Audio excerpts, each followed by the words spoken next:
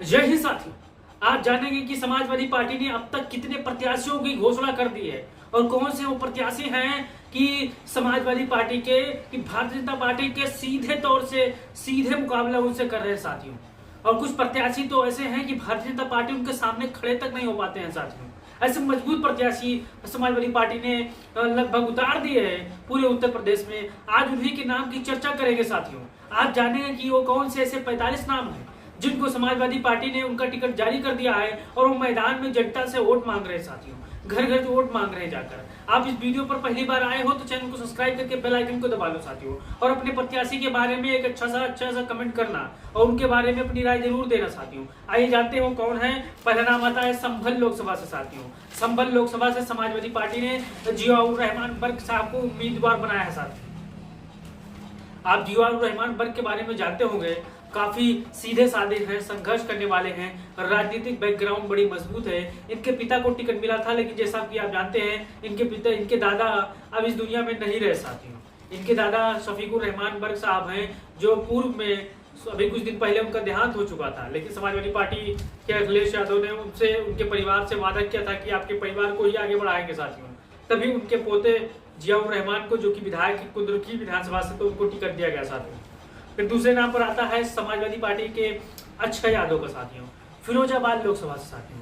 पिछले चुनाव में 2019 के चुनाव में अक्षय यादव जी महज बहुत ही कम वोटों से चुनाव हार गए थे।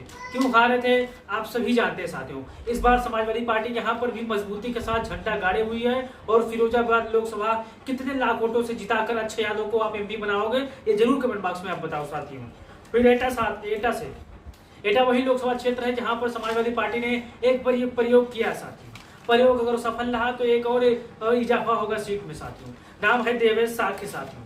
अब देवेश साख के बारे में आप जरूर बताएंगे कमेंट बॉक्स में, क्योंकि जिस हिसाब से संघर्ष कर रहे हैं, नौजवानों के बीच में जा रहे हैं, महंगाई का मुद्दा उठा रहे हैं, गरीबों शोषितों वंचितों से घर घर जाकर समाजवादी पार्टी के किए हुए कामों को गिना रहे हैं, वो बहुत ही काबिल तारीफ है साथियों। इनको कितने अच्छे वोटों से जनता जिताएगी, जरा आप इनके बारे में बताइएगा साथियों। फिर नाम आता है खीरी से साथियों। उत्कर्ष वर्मा समाजवादी पार्टी के बड़े मजबूत उम्मीदवार हैं साथियों। वो खीरी वही लोकसभा क्षेत्र है जहां पर समाजवादी पार्टी ने पिछले बार काफी अच्छा मजबूती के साथ चुनाव लड़ा था साथियों। आप खीरी के आसपास के होंगे तो आप जरूर उत्कर्ष वर्मा के बारे में जानते होंगे, इनके बारे में भी जरूर बताइएगा साथियों। फिर नाम आता है उन्नाव का साथियों। उन्नाव से श्रीमती अनु टंडन जी इस बार एमपी चुनने जा रहे हैं साथियों। वहां की जनता लगभग लगातार संघर्ष करने वाली, लगातार महिलाओं की आवाज उठाने वाली, लगातार गरीबों शोषितों वंचितों की हमेशा बात मानने वाली एक ऐसी मजबूत समाजवादी पार्टी ने प्रत्याशी जमीन पर उतार दिया। नाम है अनु टंडन का साथियों। अब उन्नाव के साथी जितने होंगे वो जरूर प्रत्याशी के बारे में बताएंगे साथियों। निष्पक्ष होकर अच्छे तरीका से, कोई तारीफ नहीं करनी है, जो अच्छा है वही बतानी है साथियों आपको। फिर नाम आता है धरोहरा का साथियों। धरोहरा समाजवादी पार्टी ने आनंद भदौरिया को यहाँ पर उम्मीदवार उतारा है साथियों। अब इनके बारे में आपको बता दें जमीनी हकीकत क्या है। जमीनी हकीकत बड़ी मजबूती के साथ संघर्ष कर रहे हैं साथियों। जब से इनका टिकट फाइनल हुआ है तब से लगातार ये जनसंपर्क कर रहे हैं, लगातार अपने लोगों से मिल रहे हैं, लगातार मुसलमान भाई और पिछड़ा पीडीए पिछड़ा दलित अल्पसंख्यक सभी बिरादरी, सभी जाति धर्मों से मिल रहे हैं साथियों। अपनी बात उनसे कह रहे हैं, उनकी बात सुन रहे हैं साथियों। ये भी बड़े मजबूत और काबिल उम्मीदवार है साथियों। एकदम जिताऊ शेर है, संघर्ष करने वाले मजबूत प्रत्याशी हैं साथियों। फिर फर्रुखाबाद से साथियों। अब फर्रुखाबाद का क्या नाम लें, आप ही ऐसे प्रत्याशी को समाजवादी पार्टी ने वहां पर मैदान में उतारा है कि भारतीय जनता पार्टी के जो मौजूदा प्रत्याशी हैं वो रात को सोते होंगे तो परेशान जरूर होंगे कि इस बार समाजवादी पार्टी ये सीट जीतती हुई नजर आ रही है साथियों। क्योंकि यहाँ से नवल किशोर शाख है, यहाँ पर समाजवादी पार्टी ने यहाँ पर उम्मीदवार बना दिया साथियों। अब इन भाई की बात करें तो संघर्ष करने में नहीं चुकते साथियों। लगातार बाजारों में, लगातार आपने गलियों में लगातार देखा होगा कि लगातार चलते रहते हैं, सुबह से शाम तक लगातार लोगों से मिलते रहते हैं साथियों। नवल किशोर शाख बहुत ही शानदार दमदार प्रत्याशी है समाजवादी पार्टी के साथियों। फिर नाम आता है अकबरपुर से साथियों। कानपुर के आसपास का सटा हुआ एरिया अकबरपुर, यहाँ से समाजवादी पार्टी ने राजा रामपाल को मैदान में चुनाव उतारा है साथियों। चुनाव लड़ने के लिए साथियों, संघर्ष करने के लिए। और राजा रामपाल ऐसे जुझारू, कर्मठ, ईमानदार प्रत्याशी हैं कि आप जानते होंगे उनके बारे में। अखिलेश यादव ने इन पर भरोसा जताया है कि आप जाइए और भारतीय जनता पार्टी के प्रत्याशी को धूल चटाकर दिल्ली पहुंचिए और गरीबों शोषितों वंचितों की आवाज उठाइए एक सुर में साथियों। फिर नाम आता है बादा का साथियों। बादा से शिवशंकर पटेल यहाँ पर मैदान में है समाजवादी पार्टी के। ये भी संघर्ष करने वाले हैं और लगातार ये जनता के बीच में कनेक्टिविटी बढ़ा रहे हैं साथियों। फिर फैजाबाद से साथियों। फैजाबाद से समाजवादी पार्टी ने अवधेश प्रसाद को यहाँ पर मैदान में उतारा है। ये ऐसे हैं जो समाजवादी पार्टी के वर्तमान विधायक हैं, संघर्ष करने वाले इंसान हैं और लगातार सामंतवादी ताकतों से भिड़ते रहते हैं, लड़ते रहते हैं और यहाँ पर मजबूती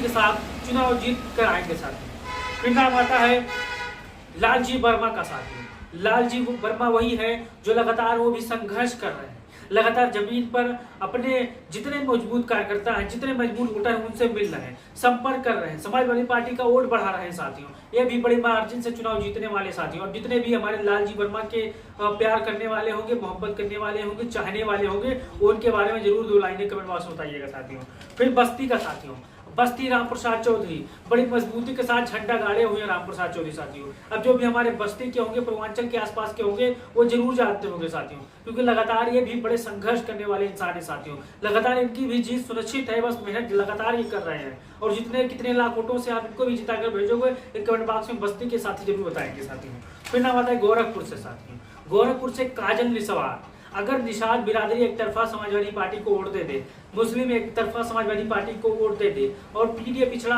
दलित अल्पसंख्यक एक तरफा वोट दे दे, तो समाजवादी पार्टी गोरखपुर को भी जीतने जा रही है। साथियों बड़े मार्जिन से। साथियों इस बार रवि किशन का भी डोल रहा है।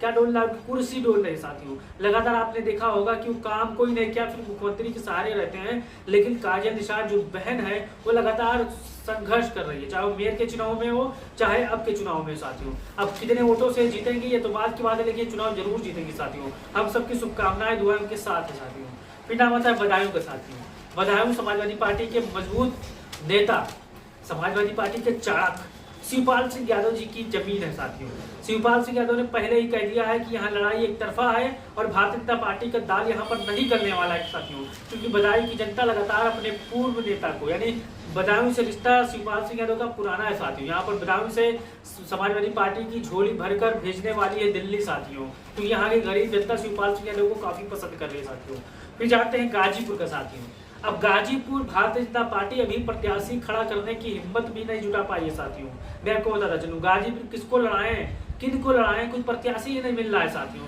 क्योंकि यहाँ से अफजाल अंसारी बड़े मजबूती के साथ मैदान में। साथियों और जो घटना हुई है उससे और मजबूत हो गए। साथियों यहाँ पर सबसे ज्यादा दलित, अल्पसंख्यक, पिछड़ा बड़ी मजबूती के साथ यहाँ पर निवास करता है और इस बार अफजाल अंसारी को फिर से एमपी बनाने में बहुत ही महत्वपूर्ण भूमिका निभाने जा रहा है। साथियों फिर आता है मुजफ्फरनगर का। साथियों पश्चिम उत्तर प्रदेश का वो बेल्ट जहां पर लगातार आए दिन समीकरण बदलते रहते हैं, समीकरण बिगड़ते रहते हैं, लेकिन हरिंदर मलिक एक ऐसा नाम है। साथियों एक ऐसा संघर्ष करने वाला वो शख्स है जो लगातार सामंतवादी ताकतों से भिड़ते रहते हैं, संघर्ष करते रहते हैं। इस बार समाजवादी पार्टी ने उनको बड़ी मजबूती के साथ प्रत्याशी बनाया है और वो लगातार फिर चुनाव जीत कर आएंगे। साथियों फिर नाम आता है आंवला से। साथियों आंवला से नीरज मौर्य है जो लगातार ये भाई संघर्ष कर रहा है, लगातार मेहनत कर रहे हैं, लगातार हर जातीय धर्म के लोगों से मिल रहे हैं। अब जितने आंवला के हमारे साथी होंगे वो कमेंट बॉक्स में अपनी राय जरूर दीजिएगा, क्योंकि ये सीट कितने हजार वोटों से आप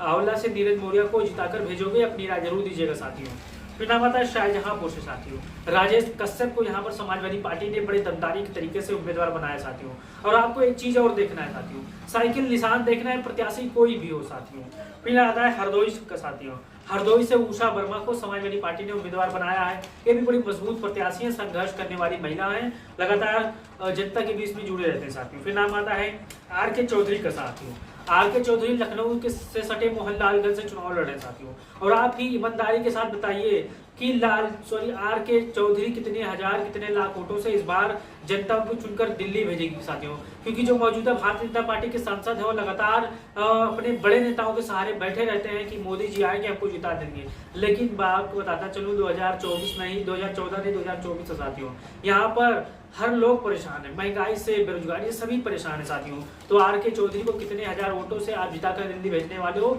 ये भी बताते जाइए। साथियों फिर नाम आता है प्रतापगढ़ का। साथियों प्रतापगढ़ समाजवादी पार्टी के मजबूत प्रत्याशी एसपी सिंह पटेल। साथियों शिवपाल सिंह पटेल लगातार मैदान में हैं, लगातार संघर्ष कर रहे हैं, बड़ी मजबूती के साथ यहाँ पर झंडा गाड़े भी बैठे हैं। साथियों शिवपाल सिंह यादव के काफी करीबी है, नाम है शिवपाल सिंह पटेल। साथियों ये भी बड़ी मजबूती के साथ प्रतापगढ़ लोकसभा से चुनाव लड़ रहे हैं और इस बार यहाँ पर भी मैदान मारते नजर आएंगे। साथियों फिर नाम आता है गोंडा लोकसभा का। साथियों गोंडा लोकसभा से श्रेया वर्मा को समाजवादी पार्टी ने उम्मीदवार बनाया है अपना, और ये जिताऊ उम्मीदवार है साथियों।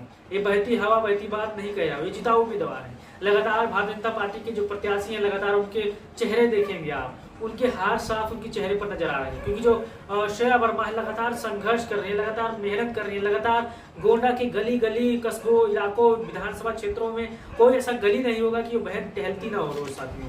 फिर नाम आता है कैराना का साथियों, इकरा हसन भी लगातार इनको हर जात के लोग, हर धर्म के लोग चुनाव जिताने के लिए आतुर है साथियों। इस बार भारतीय जनता पार्टी के प्रत्याशी की जमानत जब्त होने वाली है कैराना लोकसभा से साथियों।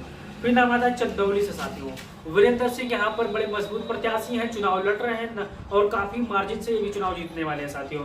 बरेली से परवीन अरल को यहाँ पर उम्मीदवार बनाया गया है। हमीरपुर से अजेंद्र सिंह राजपूत हैं। बिजनौर से दीपक सैनी को समाजवादी पार्टी ने यहाँ पर मैदान में उतार दिया है, क्योंकि प्रत्याशी का बदलाव हुआ था, जो एसवीर सिंह थे, उसके बाद दीपक सैनी साथियों। फिर नगीना से अपने जज को, अपने उम्मीदवार जज को यहाँ पर अखिलेश यादव ने भारतीय जनता पार्टी के खिलाफ मैदान में उतार दिया साथियों। लेकिन बीच में चंद्रशेखर रावत टांग लड़ा रहे हैं, लेकिन जीतेंगे नहीं वो, क्योंकि समाजवादी पार्टी ने बड़ी मजबूती के साथ यहाँ पर प्रत्याशी उतार दिया साथियों। फिर नाम आता है मैनपुरी का साथियों, समाजवादी पार्टी ने मैनपुरी से डिम्पल यादव को यहाँ पर मैदान में उतार दिया है साथियों। लेकिन जो संघर्ष करने वाली महिला इंसान है, सेफ सीट है यहाँ पर। भारतीय जनता पार्टी का कोई भी नेता जो अपने आप को तुर्रम खान समझ रहा हो, अपने आप को महाबली समझ रहा हो, आकर यहाँ पर चुनाव लड़ ले, उसकी अवकाश 100% पता चल जाएगी, कितने हजार कितने लाख वोट हो पाएगा साथियों। फिर नाम आता है अलीगढ़ का साथियों, अलीगढ़ से समाजवादी पार्टी ने विजेंद्र सिंह को प्रत्याशी बनाया है, और फिर हाथरस से जसवीर वाल्मीकि को मैदान में भेजा है। लालगंज से और आजमगढ़ से धर्मेंद्र यादव, दरोगा प्रसाद, ये दो ही लोकसभा क्षेत्र है एक ही जिले में, और ये भी समाजवादी पार्टी के मुट्ठी में है साथियों। अब जितने भी लालगंज आजमगढ़ के आसपास के होंगे ये जरूर बताएंगे, क्योंकि समाजवादी पार्टी ने इस लोकसभा क्षेत्र से लगभग 10 विधानसभा जीतकर अपनी मुट्ठी में कर रखा है साथियों। फिर आता है नोएडा से साथियों, अखिलेश यादव ने अपने पहले प्रत्याशी पर फिर से भरोसा जताया है, महेंद्र नागर साथियों। लगातार संघर्ष करने वाले इंसान है। समाजवादी पार्टी ने यहाँ पर जो एक महानगर है, यहाँ पर आपको बताता चलूं, महानगर में ज्यादा अंधभक्त होते हैं साथियों। महानगर में काम से मतलब नहीं होता, सिर्फ अंधभक्ति ज्यादा होती है साथियों। अब कुछ लोग कहते हैं क्यों, क्योंकि आपने लखनऊ में देखा होगा, लखनऊ में, नोएडा में, गाजियाबाद में जितने समाजवादी पार्टी ने काम करा दिया है, भारतीय जनता पार्टी 1% एक ईटा भी नहीं रखी है साथियों। लेकिन फिर भी लोग काम को वोट नहीं देते बड़े शहरों में साथियों, क्योंकि बड़े शहरों में करोड़पति ज्यादा होते हैं साथियों, अरबपति ज्यादा होते हैं, इसलिए वो गाड़ी से आते हैं, गाड़ी से चले जाते हैं। लेकिन जो गाँव के लोग होते हैं वो काम को सराहते हैं, काम को इज्जत देते हैं साथियों। फिर नाम आता है सुल्तानपुर का साथियों, सुल्तानपुर से भीम निषाद बड़े दमदार प्रत्याशी हैं। हो सकता है समाजवादी पार्टी यहाँ पर अपने भीम निषाद प्रत्याशी को बदलाव करे, लेकिन जो खबर है वो नहीं बदलाव करने की मूड में साथियों। फिर नाम आता है इटावा का जितेंद्र दोहरे, यहाँ पर प्रत्याशी है समाजवादी पार्टी के। जालौन से नारायण दास हिरवार यहाँ से उम्मीदवार है। मिश्रिक से मनोज कुमार राजवंशी हैं। बागपत से मनोज चौधरी हैं। पीलीभीत से भागवत शरण गंगवार हैं।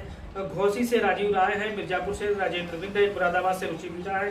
रामपुर से आपको बताते हैं मुहिबिल्ला नदवी है साथियों।